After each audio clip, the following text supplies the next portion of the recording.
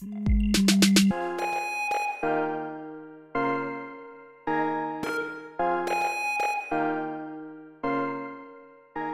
quoi les quartiers populaires? C'est là où se cumulent toutes les inégalités spatiales, d'aménagement du territoire, d'accès aux services publics, social, le chômage, la précarité, mais aussi la question des discriminations, qu'elles soient ethniques, entre guillemets, ou religieuses ou supposées religieuses. Ces quartiers souffrent de toutes ces inégalités. L'éducation, le sport, le logement, l'environnement, l'urbanisme, la sécurité, tout est laissé à l'abandon.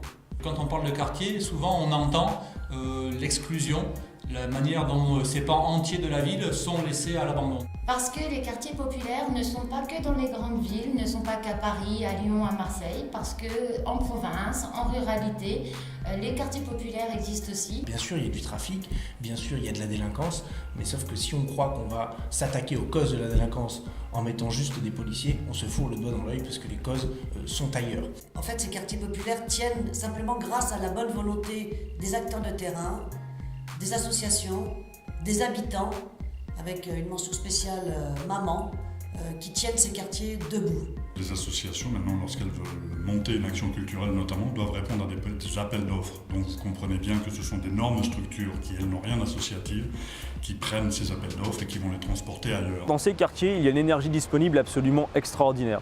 Des gens qui ne demandent qu'à s'en sortir et à contribuer à l'écriture de notre histoire collective. Que ferons-nous? Nous y mettrons notre expertise, nous y mettrons nos propositions, nous y mettrons en commun toutes ces propositions pour que ces quartiers riches de leur diversité, riches des habitants qui les constituent, deviennent de véritables quartiers de vie.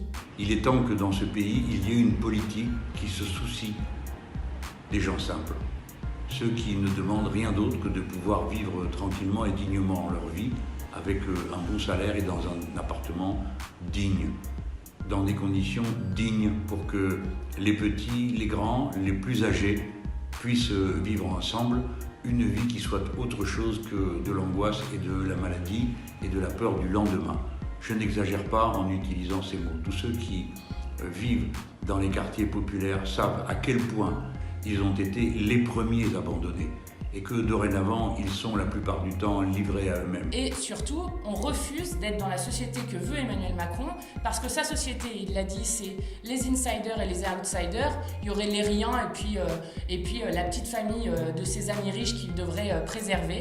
Et c'est pas possible de continuer à vivre comme ça. Donc, ensemble, convergeons pour trouver des solutions concrètes et dialoguons ensemble lors de ces rencontres nationales pour avancer vers l'égalité concrète des droits. Et moi, ce que j'espère d'un événement comme celui du 18 novembre, c'est qu'il permette de clarifier les revendications des quartiers populaires et de voir quelles sont les passerelles, quels sont les points de jonction, quels sont les ponts qui peuvent être tracés avec aussi les autres lieux populaires, c'est-à-dire les lieux populaires des zones rurales, des campagnes,